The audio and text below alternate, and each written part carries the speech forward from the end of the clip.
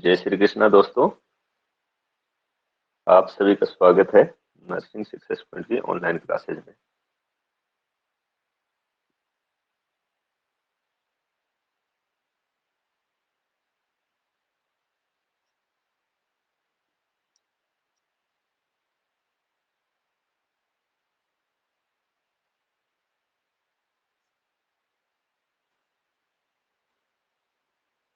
जय श्री कृष्णा दोस्तों, आप सभी का स्वागत है नर्सिंग सक्सेस पॉइंट की ऑनलाइन क्लासेज में। आज का जो अपना टॉपिक है कैथेटराइजेशन वो देखेंगे।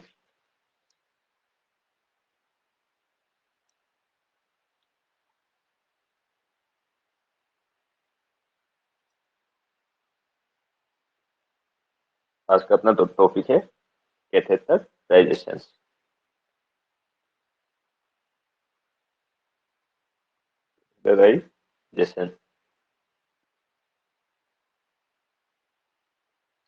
कैथेटराइजेशन क्या होता है? डायरेक्टली अगर इसकी डेफिनेशन समझ में आ जाएगी तो है पूरा समझ आ जाएगा। डेफिनेशन में क्या, एक प्रोसीजर है, एक प्रोसीजर है वन प्रोसीजर है जिसमें क्या है, एक ट्यूब, एक प्रोसीजर जिसमें क्या करेंगे, एक ट्यूब इंसर्ट करेंगे, एक ट्यूब इंसर्ट इन एब्डोमेन कैविटी या ब्लैडर, या इंट्रोड्यूस, एक ट्यूब इंट्रोड्यूस करेंगे इन ब्लैडर। यूनि ब्लैडर में एक ट्यूब है वो अपने इंट्रोड्यूस करेंगे। तो ये क्या है, तो आपका कैथेटराइजेशन प्रोसीजर है किसके थ्रू करने वाले, यूरेथ्रा थ्रू, यूरेथ्रा, यूरेथ्रा के थ्रू। ये अगर एक ट्यूब इंसर्ट कर रहे हैं तो वो क्या है, पूरी प्रोसेस जो प्रोसीजर रहेगा वो क्या होगा, कैथेटराइजेशन से। अब सेकंड आता है कि इसका पर्पज क्या रहेगा, क्यों करेंगे, पर्पज क्या है। तो जो पर्पज रहेगा वो क्या है, पर्पज पहला रहता है कि पास आउट यूरिन, यूरिन को पास आउट करवाने के लिए, pass out the urine, urine pass out करवाने के लिए, पेशेंट में यूरिन पास आउट नहीं हो रहा है उस कंडीशन में। उसके बाद में सेकंड हो सकता है urine, urine sample collection, urine का सैंपल कलेक्शन करने के लिए, यूरिन सैंपल कलेक्शन के लिए कर सकते हैं कैथेटराइजेशन। उसके बाद में कुछ अगर ब्लैडर में ड्रग्स एडमिट करनी है तो उस कंडीशन में कर सकते हैं ड्रग एडमिनिस्ट्रेशन टू ब्लैडर। अगर ब्लैडर में कुछ ड्रग्स इंसर्ट करनी है तो उस कंडीशन में कर सकते हैं। उसके बाद में सेकंड जो फोर्थ है वो क्या रहेगा, ब्लैडर इरिगेशन। अगर ब्लैडर इरिगेशन करना है उस कंडीशन में कर सकते हैं। और ब्लैडर इरिगेशन एक सर्जरी होती है, ट्यूआरपी, ट्यूआरपी में क्या करते हैं, ब्लैडर इरिगेशन करते हैं। ठीक है, तो ब्लैडर इरिगेशन की कंडीशन में अपने क्या यूज कर सकते हैं, ब्लैडर इरिगेशन में यूज करते हैं अपने कैथेटर को। ठीक है, कैथेटर इंसर्ट करेंगे। उसके बाद में नेक्स्ट रहेगा check the residual volume of urine in bladder, कि कितना यूरिन रुका हुआ है इसमें ब्लैडर में, इसके लिए check the residual volume in bladder. After urination के बाद में कितना यूरिन है वो स्टॉक रह गया है, ब्लैडर में रह रहा है, उस चीज को चेक करने के लिए अपने क्या करते हैं, ब्लैडर इरिगेशन करते हैं। ठीक है, तो ये था आपका नॉर्मल कैथेटराइजेशन का पर्पज की किस किस कंडीशंस में कर सकते हैं। उसके बाद में नेक्स्ट रहेगा, जो नेक्स्ट होगा वो क्या है, इंडिकेशंस, किस किस कंडीशंस में आप यूरिनेशन करोगे, कि आप क्या इंडिकेशंस रहेंगे कि आप कैथेटराइजेशन करने की जरूरत पड़ेगी पेशेंट्स को। ठीक है, तो इन कंडीशंस में क्या रहता है, पहला है इंडिकेशंस। इंडिकेशंस जो पहला रहेगा वो क्या है, इंडिकेशन पहला होगा ड्यूरिंग सर्जरी। अगर कोई सर्जरी हो रही है तो उस कंडीशन में अपने क्या करेंगे, कैथेटराइजेशन करेंगे ड्यूरिंग सर्जरी। ठीक है, सेकंड रहेगा अनकॉन्शियस पेशेंट, पेशेंट अनकॉन्शियस, उसको नहीं पता कि यूरिन कहाँ पे पास आउट करना है, कहाँ नहीं करना, तो उस कंडीशन में क्या रहेगा, अनकॉन्शियस पेशेंट में अपने ये करने वाले हैं, अनकॉन्शियस पेशेंट, जो अनकॉन्शियस पेशेंट होगा उसमें करेंगे। अगर पेशेंट अनकॉन्शियस है तो उस कंडीशन में करेंगे, या स्ट्रोक की कंडीशंस में करते हैं। एक था पर्पज, एक है इंडिकेशंस। उसके बाद में स्ट्रोक की कंडीशन में करते हैं कि स्पाइनल इंजरी हो गई है, यानी ब्लेडर अनकंट्रोल हो गया है, ब्लेडर कंट्रोल या स्पाइनल इंजरी हुई है, तो उस कंडीशन में अपने यूज करते हैं। ठीक है। उसके बाद में रिटेंशन ऑफ यूरिन है, रिटेंशन ऑफ यूरिन है, उस कंडीशंस में अपने क्या करेंगे, कैथेटराइजेशन करेंगे। ठीक है। तो ये था कैथेटराइजेशन करने का। अब यहाँ पे एक क्वेश्चन और बनता है रिटेंशन ऑफ यूरिन को चेक करने के लिए कि ब्लैडर में रिटेंशन हुआ है, यूरिन नहीं हुआ, तो उसका एक जो मेथड आता है परक्यूजन्स, परक्यूजन्स करके देखते हैं। परक्यूजन्स में क्या होता है, अगर डल साउंड आ रही है, फिंगर टिप से क्या करेंगे, परक्यूजन्स करेंगे फिंगर टिप से। अगर डल साउंड है तो क्या है, डल साउंड है तो क्या है, ब्लैडर फुल है। ठीक है, फुल ब्लैडर होगा, यानी उसके अंदर यूरिन रुका हुआ है।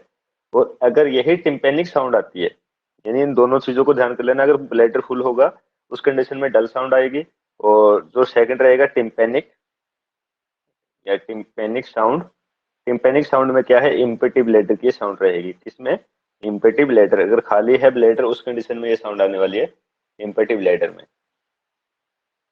ठीक है, इम्पेटी ब्लैडर में क्या आएगा, टिम्पेनिक साउंड आएगी, और डल साउंड किसमें आएगी, फुल ब्लैडर में। ये था आपका नॉर्मल। उसके बाद में जो प्रोसीजर होता है उसमें नर्सेज रोल क्या रहेगा, नर्सिंग का रोल बहुत इंपॉर्टेंट रहता है कि नर्सिंग रोल क्या रहेगा। तो ये भी आपको पता होना चाहिए कि नर्सिंग रोल क्या है। अगर नर्सिंग रोल आपको पता है तो कोई दिक्कत नहीं आएगी। उसके बाद देखते हैं नर्सिंग रोल। नर्सिंग रोल जो कैथेटराइजेशन की प्रोसेस करेंगे उसमें क्या रहने वाला है, और क्या क्या चीजें इंपॉर्टेंट है, यानी नर्सिंग का क्या रोल रहेगा। तो नर्सिंग रोल में पहला है कि सबसे पहले जो नर्सिंग क्या करेगी, नर्स क्या करेगी, तो सबसे पहले नर्स क्या करने वाली है, सबसे पहले नर्स करेगी डायरेक्टली चेक करेगी ऑर्डर, क्या करेगी, चेक डॉक्टर ऑर्डर। डॉक्टर ने ऑर्डर में क्या लिखा है, कौन सा पॉलिश डालना है, क्या है, किस टाइप के लिए डाल रहे हैं, क्यों डाल रहे हैं, सबसे इंपॉर्टेंट चीज जो है वो ये है, चेक डॉक्टर ऑर्डर। जो भी डॉक्टर का ऑर्डर होगा वो। सेकंड रहता है, अब कौन से पेशेंट में डालना है, आपको बोल दिया कि पॉलिश डालना है, आपने डायरेक्टली पेशेंट को डाल दिया और पेशेंट की आईडी चेक नहीं की, तो सेकंड क्या करेगी, check the identity, identity of patient, या अबाउट राइट पेशेंट, की राइट पेशेंट को डाल रहे हो या दूसरा कुछ गलत पेशेंट को तो नहीं जा रहा। बोल के गए थे पेशेंट का नाम के साथ में और आपने दूसरे पेशेंट को इंसर्ट कर दिया फॉलिस, तो ये चीज है। अब इस राइट पेशेंट को चेक करने के लिए एक एक्यूरेट मेथड होता है। एक्यूरेट मेथड क्या होता है कि कौन सा पेशेंट सही है या किस पेशेंट को डालना था फॉलिस, तो उसके लिए अपने क्या करते हैं, check the wrist ID band.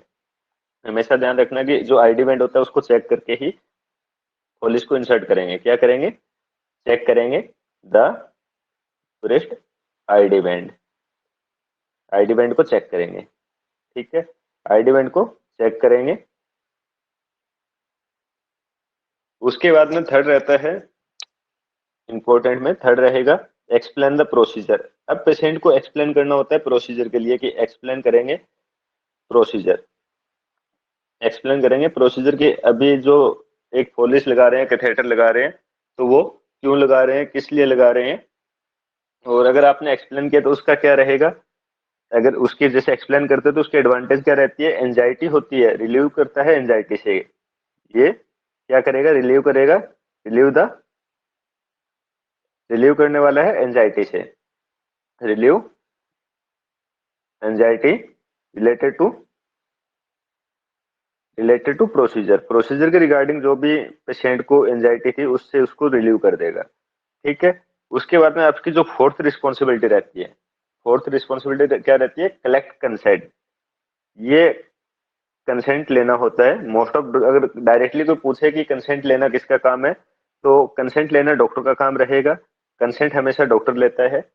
तो फिर भी अगर पूछता है, या कंसेंट का जो अभी मैं आपको बताने वाला हूँ, कंसेंट एक रिलेशनशिप होता है डॉक्टर और पेशेंट के बीच में, ना कि नर्स के साथ में। ठीक है, पर फिर भी अपनी रिस्पॉन्सिबिलिटी होती है कलेक्ट की, डॉक्टर ने कंसेंट लिया है नहीं लिया।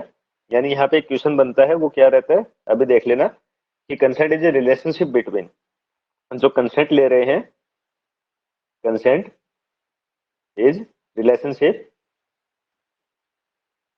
रिलेशनशिप बिटवीन रिलेशनशिप बिटवीन इसके बीच की रिलेशनशिप है, तो ध्यान रखना कि कंसेंट इज रिलेशनशिप है between doctor and patient. Doctor और पेशेंट है उसके बीच की है, रिलेशनशिप है, एक संबंध है। इस चीज को हमेशा ध्यान रखना, ठीक है।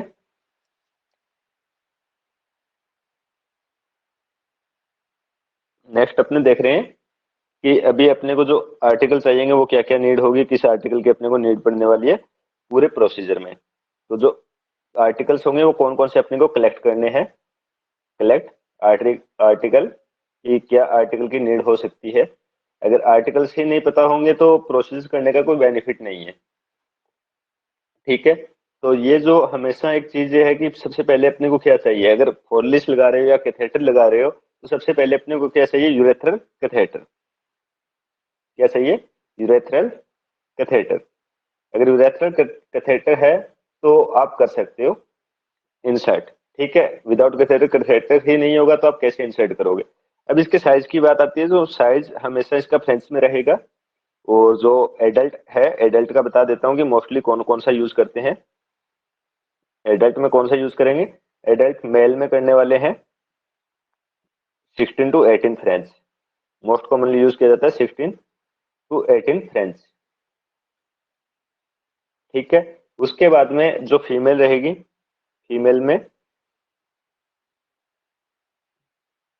14 टू 16 फ्रेंच। उसके बाद में इन्फेंट, जो इन्फेंट में रहेगा वो रहेगा 8 टू 10 फ्रेंच का। इससे भी कम भी डाल सकते हैं। इन्फेंट फ्रेंच जो रहेगा वो कितना रहेगा, 8 टू 10 फ्रेंच। और यहाँ पे स्पेशली ध्यान कर लेना कि 1 फ्रेंच इक्वल टू, अगर कोई साइज पूछता है उसके डायमीटर पे डिपेंड करता है, तो जो 1 फ्रेंच रहेगा वो इक्वल रहता है 0.33 mm। ये स्पेशली ध्यान में रखना है कि 1 फ्रेंच कितना होता है, 1 फ्रेंच में ये रहेगा। और ये हमेशा डायमीटर के बेसिस पे इंसर्ट किए जाते हैं। ये था आपका पहला यूरेथ्रल कैथेटर। अब इसमें आता है कि टाइप ऑफ कैथेटर, की टाइप ऑफ कैथेटर क्या रहेगा। तो टाइप ऑफ कैथेटर में आपको मैं कुछ चीजें बताऊंगा।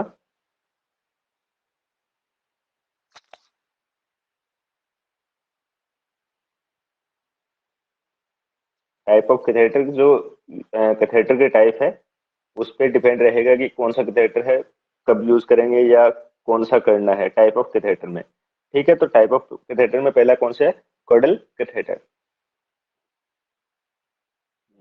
कॉर्डल कैथेटर,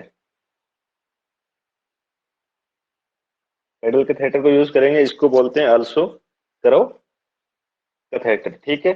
टिप होती है वो स्लाइटली बेंट होती है इसकी, क्या बोलेंगे इसको, also can now, also can now करो कैथेटर,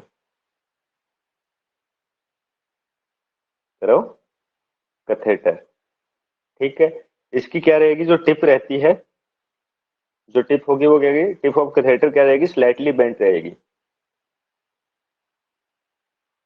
टिप ऑफ कैथेटर क्या रहेगी, are slightly bent, slightly bent रहेगी।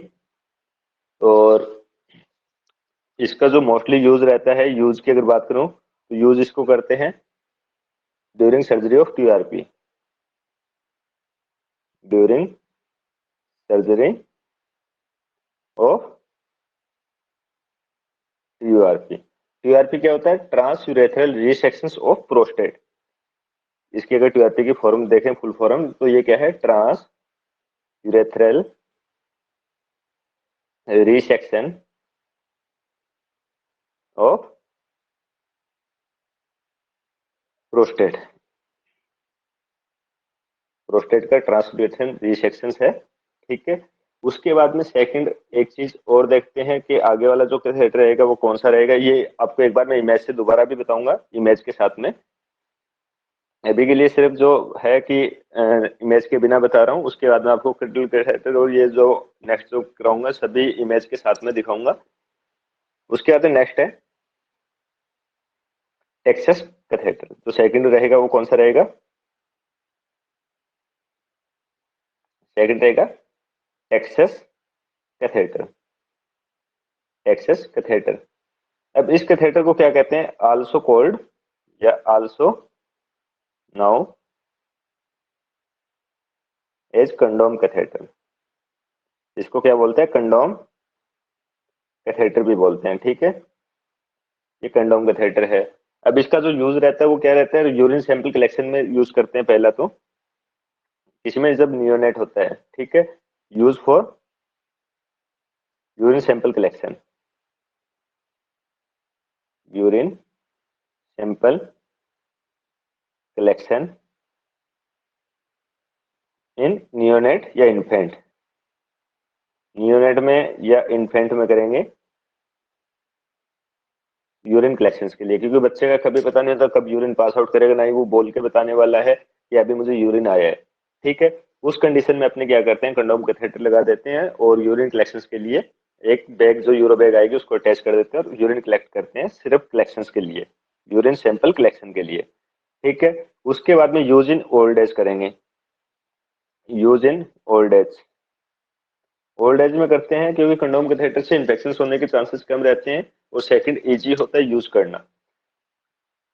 ठीक है, ओल्ड एज में करेंगे। और किस कंडीशन में करते हैं? व्हेन पेशेंट है, अगर पेशेंट को क्या है? ड्रिबलिंग ऑफ यूरिन है।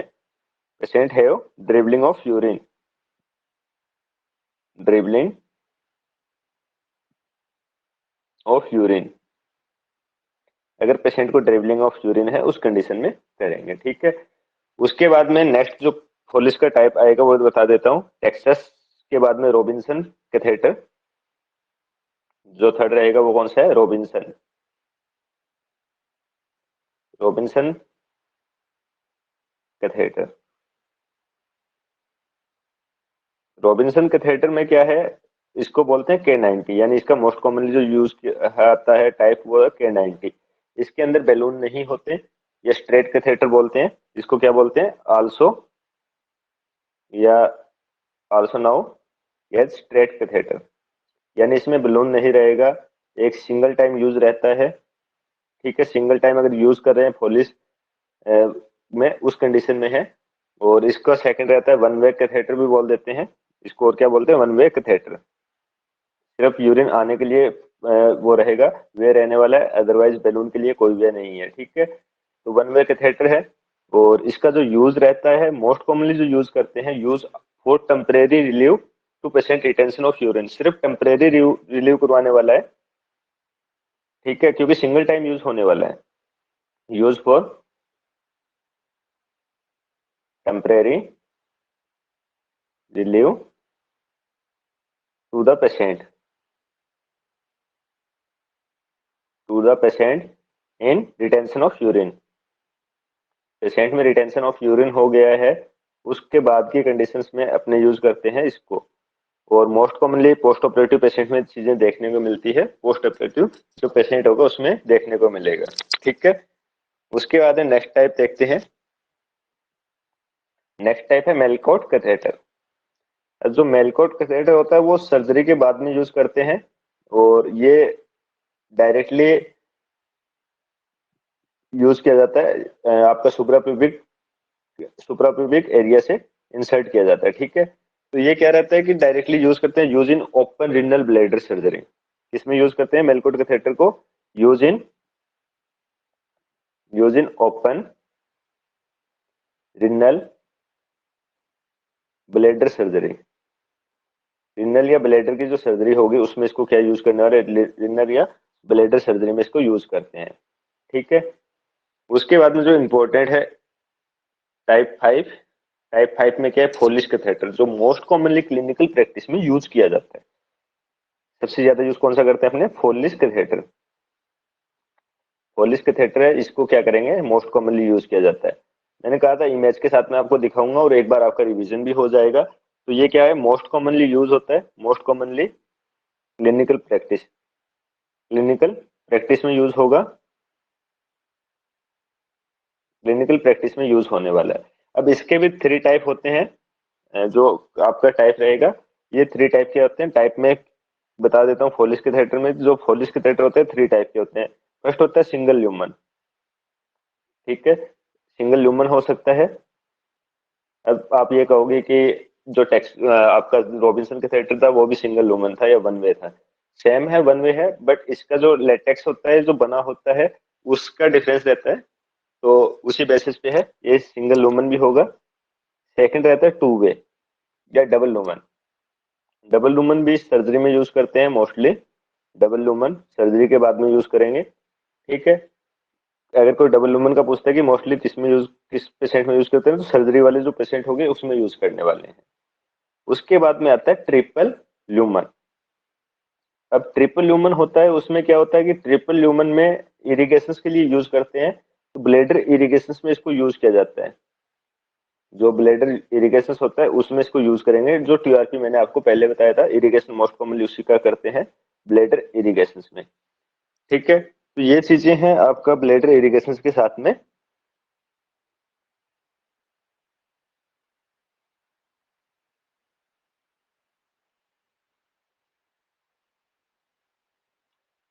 1 मिनट के लिए माफी चाहूंगा सभी से।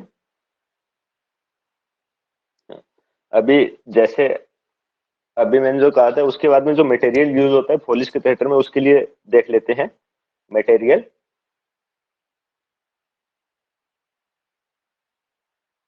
मटेरियल और फोलिस के थिएटर, फोलिस के थिएटर में कौन कौन से मटेरियल यूज होते हैं, या मोस्ट कॉमनली जो यूज हो रहा है उसी की अपनी बात करेंगे, फोलिस कैथेटर, ठीक है। इसी के बेसिस पे इसकी जो लाइफ होती है वो डिपेंड करती है कि कितने टाइम तक अपने बॉडी के अंदर रख सकते हैं। तो दो टाइप से इसको यूज किया जाता है। दो टाइप के मटेरियल यूज आता है। पहला होता है लेटेक्स। लेटेक्स को अगर यूज कर रहे हैं, यानी लेटेक्स का फोलिस बना हुआ है, तो उसे मैक्सिमम अपने जो ड्यूरेशन रहेगी, कितने टाइम तक अपने ब्लेडर के अंदर रख सकते हैं, तो ये रख सकते हैं अपने 28 डेज, मैक्सिमम 28 डेज। अगर 28 डेज तक पेशेंट को नीड है तो लेटेक्स वाला यूज कर सकते हैं। अगर पेशेंट को 28 डेज से ऊपर चाहिए, ब्लेडर यानी स्पाइनल इंजरी हो गई, या न्यूरो जो पेशेंट होता है सीवीए वाला, सेरिब्रल वेस्कुलर जो एक्सीडेंट वाला, स्ट्रोक वाला जो पेशेंट आएगा, उसमें 28 डेज से ज्यादा उसको नीड होती है। तो उस कंडीशन में कौन सा यूज करते हैं, सिलिकॉन। सिलिकॉन कैथेटर यूज करते हैं, सिलिकॉन मटेरियल से बना होगा, जिसकी ड्यूरेशन मिनिमम 19 डेज रहती है। यानी 90 डेज तक क्या है, उसको चेंज करने की भी जरूरत नहीं होती। 90 डेज, 90 डेज रहेगा। और अगर इसके यूज की बात करते हैं या एग्जाम्पल की बात करूँ कि किस पेशेंट में देखने को मिलता है, तो न्यूरो पेशेंट आप याद कर सकते हो। जो न्यूरो का पेशेंट है उसमें ये चीजें या ये पॉलिश यूज किया जाता है, सिलिकॉन, ठीक है। अब की जो सेकंड था, मैंने जो पहले कहा था कि एक बार अपने जो देखेंगे वो क्या है, टाइप ऑफ पॉलिश था, उसको एक बार इमेज बेस में अपने देखने वाले हैं, ठीक है। तो इमेज बेस में अपने देख रहे हैं।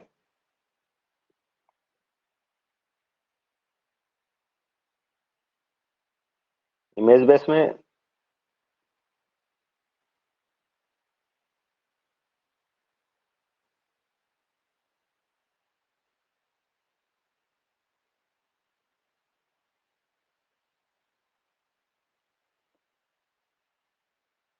सबसे पहले एक बार दोबारा बता देता हूँ। सबसे पहले क्या है, ये फोलिस है, तो फोलिस का जो रहेगा,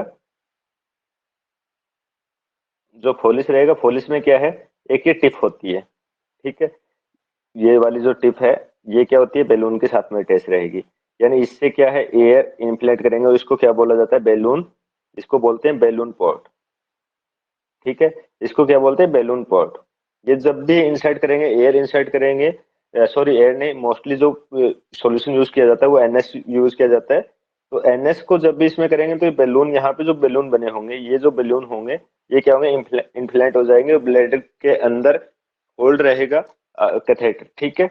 उसके बाद में ये जो सेकंड है, ये जो सेकंड यहाँ पे दे रखा है, जो अभी मैं डायरेक्ट कर रहा हूँ, ये क्या है, आपका यूरिन ड्रेनेज पोर्ट है। यूरिन ड्रेनेज, इसके साथ में किसको, यूरो बैग को अटैच किया जाएगा। इसके साथ में यूरो बैग को अटैच किया जाएगा, और ये इसको यूरो बैग के साथ में अटैच कर देंगे, ये यूरोमीटर के साथ में अटैच करेंगे, ठीक है।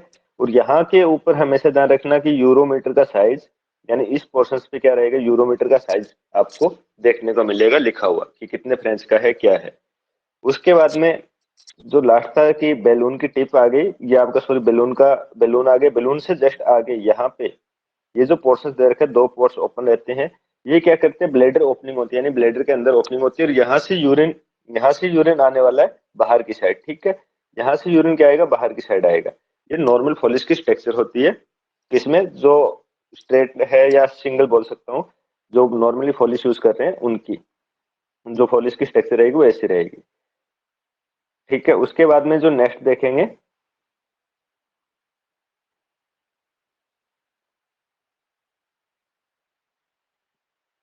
जो नेक्स्ट रहेगा वो क्या रहेगा, नेक्स्ट जो इमेज है,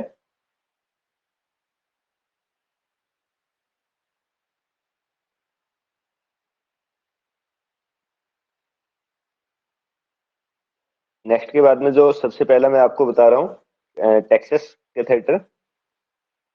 टेक्सास कैथेटर टेक्सास कैथेटर क्या था, कंडोम कैथेटर। ये क्या है, कंडोम कैथेटर है जो आपको इमेज में दिख रहा है। ये पूरा कंडोम कैथेटर, यहाँ से जो पोर्शन रहेगा ये क्या रहेगा, इसके साथ में यूरो बैग को अटैच किया जाएगा, यूरो बैग या यूरो मेटल को अटैच किया जाएगा। और ये वाला पोर्शन होगा, ये मेल में हमेशा ये जो कंडोम कैथेटर होता है स्पेशली मेल के लिए होता है, ये पोर्शन क्या रहेगा, मेल पेनिस पे मेल पेनिस पे यूज किया जाएगा, ठीक है। और इसको यहाँ से ये जो पोर्शन है यहाँ से टाई करने के लिए मिलेगा, एक इसके साथ में आता है, टाई किया जाएगा, और मेल पेनिस के साथ में इसको टाई कर देंगे। तो ये रहेगा आपका पहला टेक्सस या कंडोम कैथेटर, ठीक है। उसके बाद में नेक्स्ट देख रहे हैं,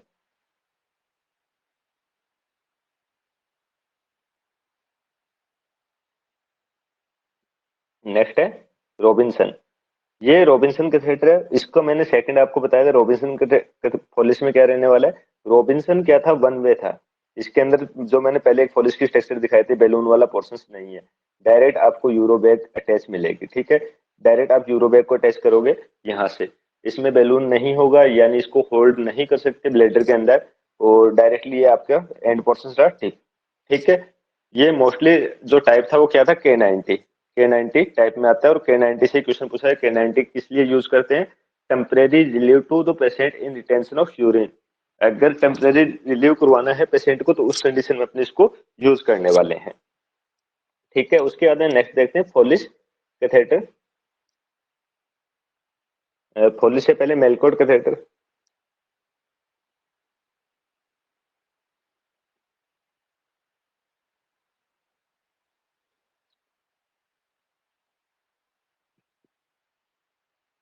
ये है मेलकोट कैथेटर। मेलकोट कैथेटर को मैंने आपको बताया था यूज इन ओपन सर्जरी में कर रहे थे। किसमें कर रहे थे, ओपन सर्जरी थी किसकी, रेनल की या ब्लेडर की, किसमें यूज कर रहे थे, use in open surgery,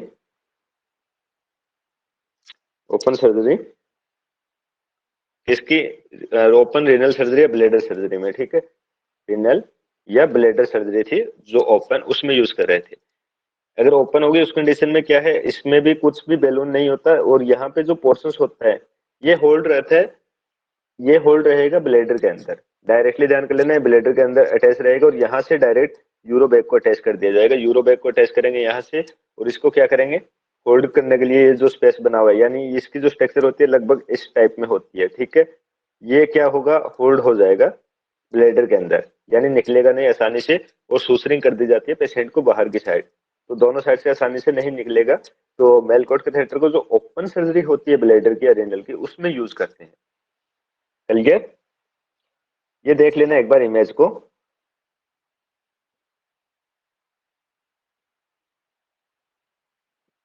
image को अच्छे से देख लेना, क्योंकि ये इमेज पूछी गई है, पता होना चाहिए कि मेलकोट कैथेटर क्या है, और ये एग्जाम में आया हुआ है, तो स्पेशली ध्यान में रख लेना नोट सेट के लिए, ठीक है। उसके बाद में नेक्स्ट चलते हैं।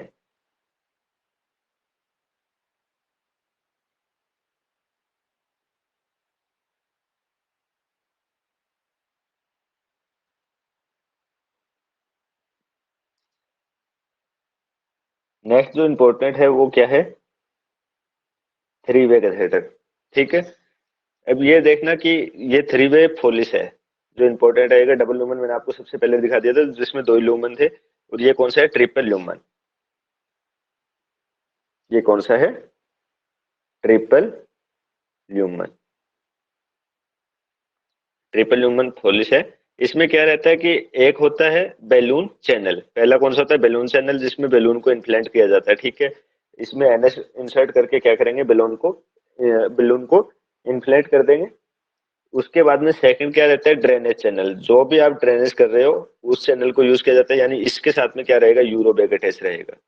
इसमें क्या रहेगा, यूरो बैग अटैच रहेगा ड्रेनेज चैनल में। और जो थर्ड चैनल आता है ये किसके लिए यूज करते हैं, इरिगेशन के लिए। इरिगेशन के लिए इसको यूज किया जाता है। और इरिगेशन, ब्लैडर इरिगेशन में, टीआरपी में मोस्ट कॉमनली जो फ्लूइड यूज किया जाता है वो क्या होता है, ग्लिसरीन या ग्लिसरीन बोलते हैं, ग्लिसरीन को यूज किया जाता है मोस्ट कॉमनली, ठीक है। तो ये आपका ट्रिपल ल्यूमन फोलिस हो गया। ये आज का फोलिस वाला। उसके बाद में अपने जो नेक्स्ट देख रहे हैं वो क्या देखेंगे, जो टाइप चल रहे थे, टाइप के बाद में जो था अपना जो मेन,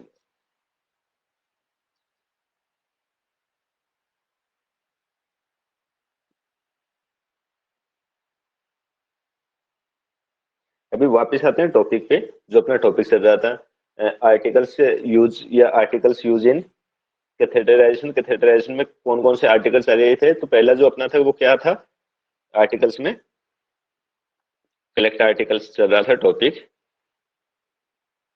आर्टिकल कलेक्ट आर्टिकल में अपने जो पहला पढ़ा वो क्या था, कैथेड्रल, ठीक है। अभी जो सेकंड पे स्टडी करेंगे वो क्या रहेगा, और अपने को क्या चाहिए, ठीक है, और अपने को क्या चाहिए। सेकंड अपने को एक लॉक्स जेली आती है 2% जाइलोकेन, क्या चाहिएगा, 2% जाइलोकेन। 2% जाइलोकेन की नीड होगी। जाइलोकेन क्या होती है, वाटर सोल्यूबल जेली होती है। क्या होती है, वाटर सोल्यूबल, वाटर सोल्यूबल क्या है, जेली है, क्लियर। और इसको यूज किस लिए करते हैं, यूज एज लुब्रिकेंट। पहला तो है लुब्रिकेंट करने के लिए, और सेकंड इसको यूज करते हैं एनेस्थेसिया के तौर पे, लोकल एनेस्थेसिया, लोकल एनेस्थेसिया के लिए यूज करते हैं ताकि पेशेंट को पेन ना हो, ठीक है। इसको यूज करेंगे इसलिए। उसके बाद में थर्ड जो रहेगा वो क्या रहेगा, बीटाडिन। अब बीटाडिन का क्या यूज रहता है, तो बीटाडिन क्या है, बीटाडिन सॉल्यूशंस यूज करते हैं यूरेथ्रा को क्लीन करने के लिए। जो बीटाडिन सॉल्यूशन होगा उसको यूज करते हैं, use for cleaning to urethra, cleaning to urethra, urethra को क्लीन करने के लिए, ठीक है, यूरेथ्रा को क्लीन करने के लिए। और यूरेथ्रा बिफोर, कब करना है, बिफोर इंसर्ट या इंसर्टेशन ऑफ फोलिस या कैथेटर। फोलिस को इंसर्ट करने से पहले यूज करना है। और इसका जो रीजन रहता है क्यों यूज कर रहे हैं, to prevent UTI, to prevent urinary tract infection, ठीक है, यूरिनरी ट्रैक इन्फेक्शन। इससे अपने को पेशेंट को बचाना है, ठीक है, इन्फेक्शन से पेशेंट को बचाना है, इसलिए अपने बीटाडिन को यूज करते हैं, बीटाडिन सॉल्यूशन को।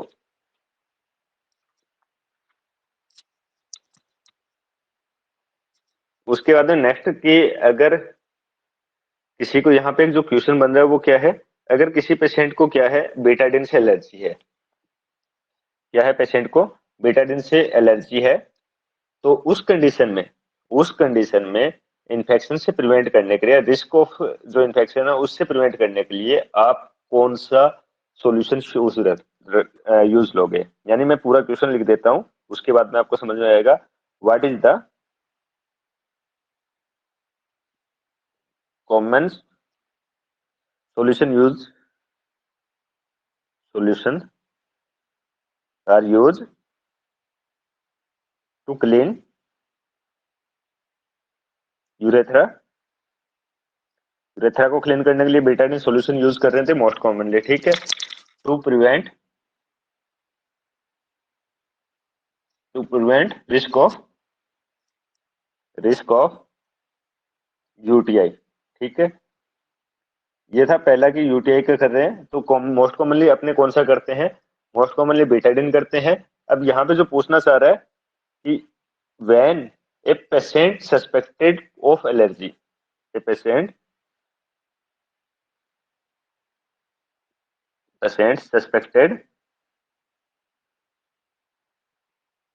Suspected of allergy with Betadine. अगर बीटाडिन के साथ में पेशेंट को एलर्जी है तो उस कंडीशन में कौन सा सॉल्यूशन मोस्ट कॉमनली यूज किया जाता है, डायरेक्ट क्वेश्चन ये है। तो डायरेक्टली ये क्वेश्चन कई बार पूछा गया है तो आपको पता होना चाहिए। तो अगर ऐसे पेशेंट आता है तो उसमें क्या करेंगे, 2.5 क्लोरोहेक्साडिन, कौन सा, क्लोरोहेक्साडिन यूज करेंगे, क्लोरोहेक्साडिन यूज करेंगे, सॉल्यूशंस को यूज करेंगे। अब क्लोरोहेक्साडिन को क्या बोलते हैं, सेलवोन, ठीक है, सेवलॉन बोलेंगे, सेवलॉन को यूज करने वाले हैं डायरेक्टली, ठीक है। अब अपने को जो आर्टिकल चाहिए था, अब नेक्स्ट जो आर्टिकल आएगा, पहला जो 2-3 आर्टिकल अपने पहला देखा कि कैथेटर चाहिए था, कैथेटर के बाद में अपने को 2% जाइलोकेन चाहिए थे, अब चाहिए उसके बाद में चाहिए थे बीटाडिन। अब और अपने को आर्टिकल्स क्या चाहिए, अब अपने को और आर्टिकल चाहिए सिरिंज। फोर्थ में अपने को क्या चाहिएगा, सिरिंज।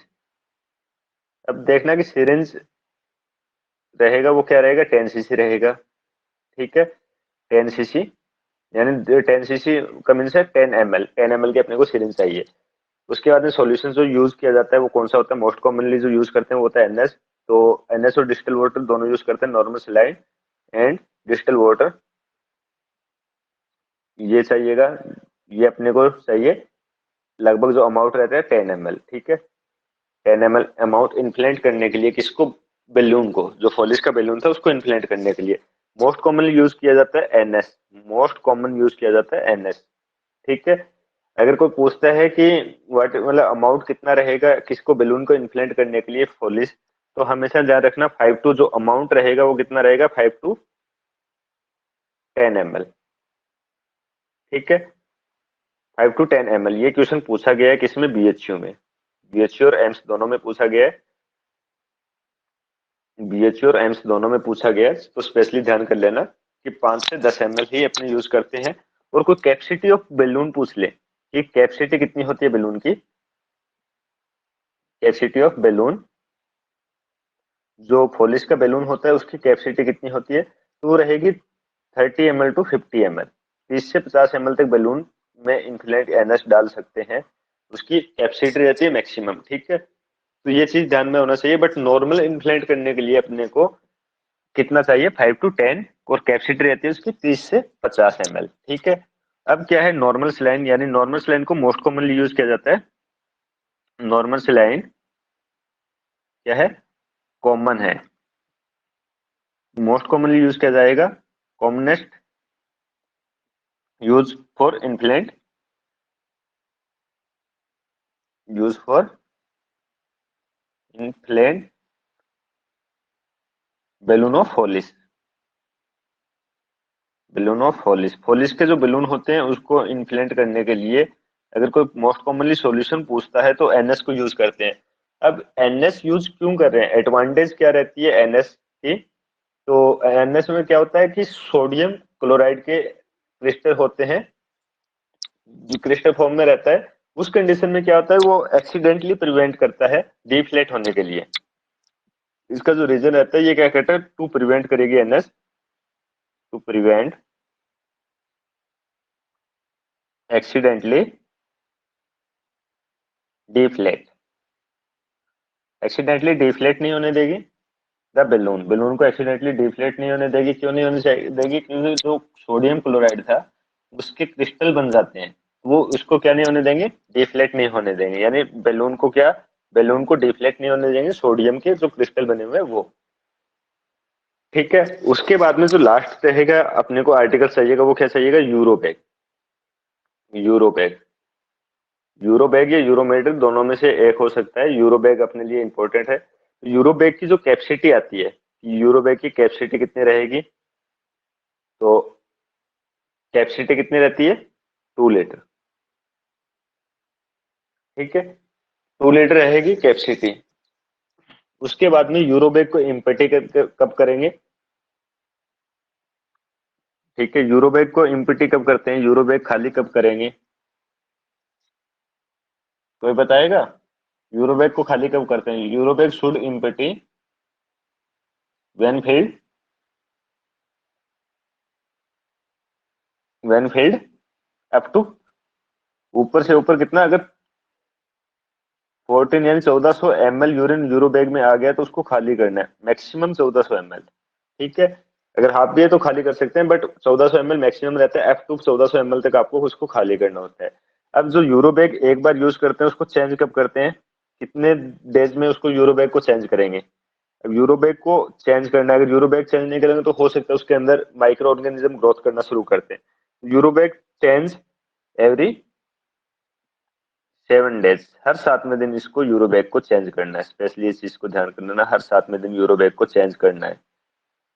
ठीक है, अब जो अपना टॉपिक था कैथेटराइजेशन, उसमें अपने जो आर्टिकल्स थे वो कंप्लीट हो गए। अब जो नेक्स्ट टॉपिक आएगा step of procedure, step of procedure के बाद में कहाँ पे क्या करना है, फिक्सेशन क्या रहेगा, ये जो अपना टॉपिक रहेगा वो अपने नेक्स्ट क्लासेस में देखने वाले हैं, और कैसे टाई करना है उस चीज के लिए, तो ये अपने नेक्स्ट क्लास में देखेंगे। आज के लिए सभी को थैंक यू और जय श्री कृष्णा। ठीक है।